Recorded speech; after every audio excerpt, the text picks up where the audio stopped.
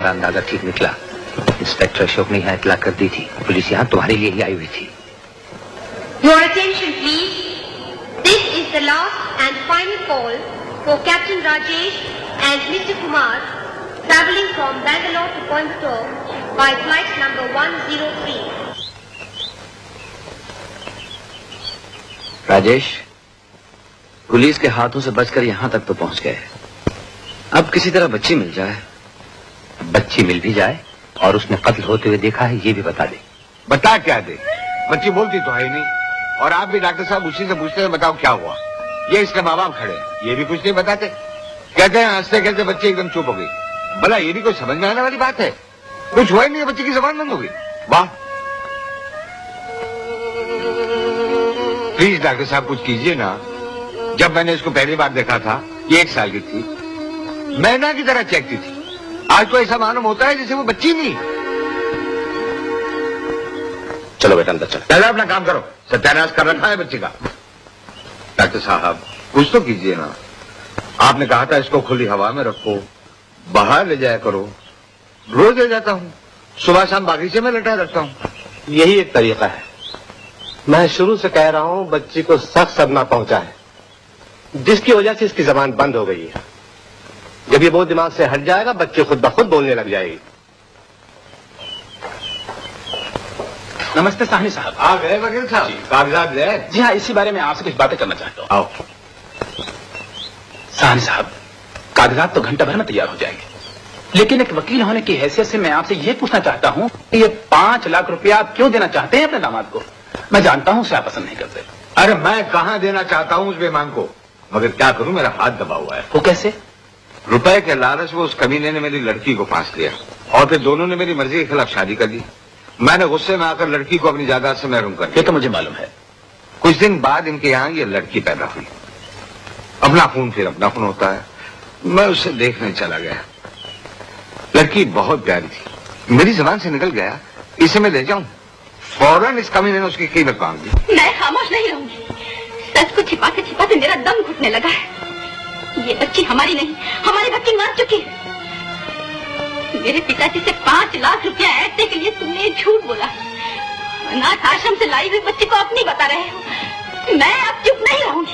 मैं पिताजी से सब कुछ कह दूंगी। जिस तरह आज तक सामान बंद रखी है, आइंदा भी रखोगी। जानती हो मैं कौन हूँ? अगर आज के बाद ऊंची आवाज सुनी तो तुम्हारी लाश तक नहीं मिलेगी।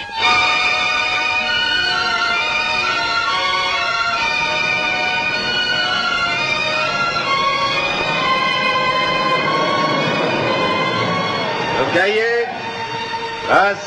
Welcome to T mister Kumar. Face बदल कर आप मुझे धोखा नहीं दे सकते। इंस्पेक्टर मुझे आपसे कुछ कहना है। अब जो कहना है अदालत में कहिएगा। चुपचाप चले आइए। This is loaded you know. बैठिए।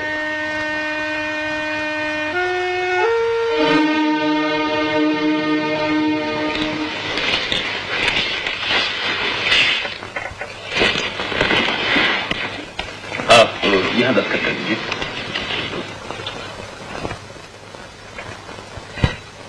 गिन लो, पूरे 5 लाख है। आपने गिने या मैंने, बात देखी। और सुनो, आज के बाद बच्ची से तुम्हारा कोई ताल्लुक नहीं रहेगा। बच्ची के बाप होते हुए भी तुम मुझसे मिल सकोगे या नहीं, ये मेरी मर्जी पर होगा। तुम अपने तौर पर यूं समझ लो और वो तुम्हारी नहीं रही। वो तो पहले से मेरी नहीं थी। अब मेरा मतलब है कि जब वो पैदा हुई थी और आपने उसे गोद लेने का इरादा किया था, मैंने तो उसी दिन से उसे अपना नहीं समझा। तुमने बहुत अच्छा किया था। अब जाओ। इजाजत हो तो अपना सामान दे। Get out. Thank you very much.